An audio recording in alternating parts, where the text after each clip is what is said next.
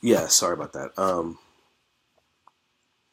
People have prejudice. It's how you react to that, and how you deal with your prejudice, and how it impacts your interactions with your coworkers and the people you serve.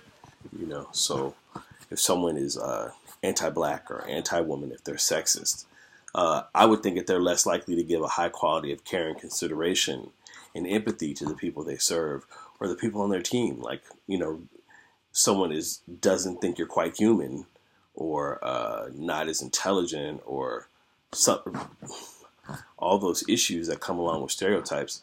How can you work with that person effectively as an equal? Um, Let me see the other questions. Well,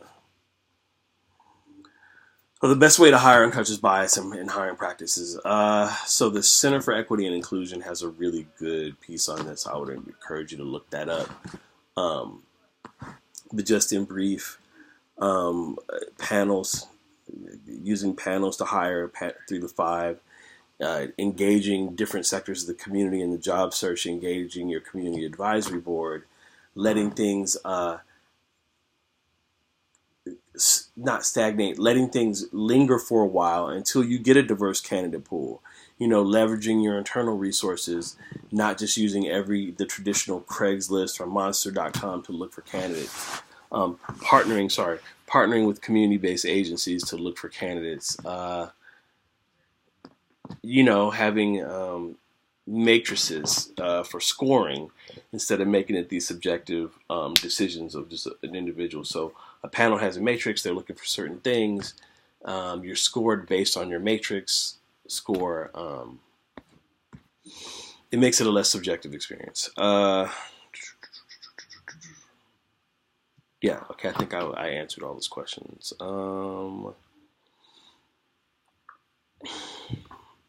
Let's look through some more of these. I understand that as humans, we're ruled by first impressions of people and gut instincts. Do you have a method of setting those instincts aside no, or the interviewing process, or ways that you become aware of these biases and set them aside? I mean, it's training. It's a lot of training. You know, we're human beings and we have impulses, and you have to train yourself to recognize when this thing is operating with you. Like, if you meet a different kind of person and you're starting to have a gut level reaction and you become afraid, look at that. And that's something that takes time. It's not a switch you can flip. You can't go to a class and learn how to be not racist or sexist or homophobic overnight. It's a journey we have to be on, and it's a commitment to a higher set of principles. It's an acknowledgement that we're committing to a higher set of principles than we presently have, and working towards that. And it's like, it's aspirational. Nobody's perfect. Um, that's the answer I can give. I've seen many healthcare facilities give preference in job and positions to minorities and first generation college students. How has affirmative action affected diversity and inclusion in the workplace? I mean,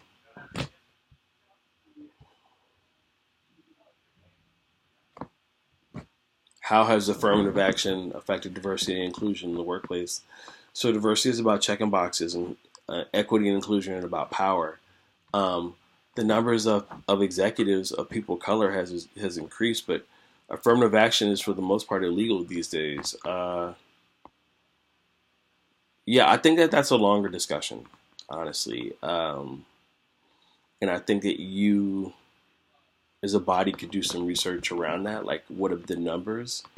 It's a pretty broad question. I know that the numbers of people of color in healthcare have increased, but then healthcare has traditionally is particularly nursing, has traditionally been an area where people of color could gain entry and traction. So my grandmother was a nurse, my brother's a nurse, my stepmother was a nurse, although my stepmom was white. Nursing was an outgrowth of domestic care in some ways, and we had been domestic. So there's a huge marketplace for nurses and medical professionals, and a lot of people of color fill those positions. And I don't really know how to answer that question best for you. I'm gonna write and see if I could give you a better answer. Do I think DEI, diversity, equity, inclusion, negatively or positively affects the character of an organization, and why? Um, I think anytime that you work to strengthen your workforce, your organization is going to get better. And I think that DEI is not so much about like making society happy as it is as being responsive to the marketplace and to what's right. You know, it's not so much social justice as it makes economic sense. You know, in a growing and changing America, you have to have a growing and changing workforce. Um, and that's how I think about DEI work in terms of employment and hiring. Uh, it, if I'm serving a diverse community, I want the people who work with me to be as diverse as the people I serve so that I have an agile, responsive workforce to accomplish whatever I want to do. Um, that's what I think. Within the last decade, most large organizations using computer-based applications to screen employees. I noticed that many of these places that use these systems lack diversity based on my own observations. Okay.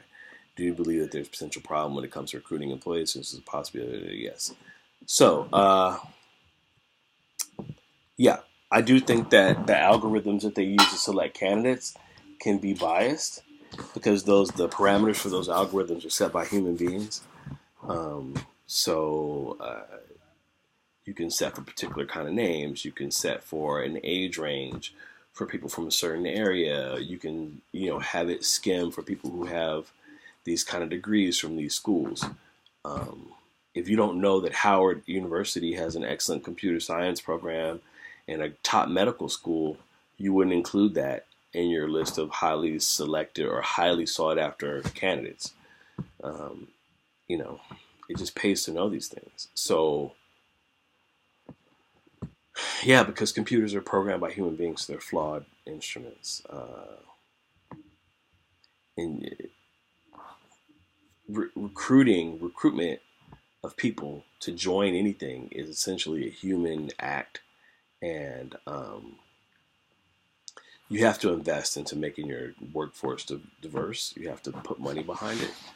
And if your recruiters don't know where to look for good candidates or how to develop relationships with the institutions that would supply them to candidates, they're not going to be successful. So that's what I feel about that. There's not enough good relationship building and recruiting with the schools. Um, yeah. Let's pause.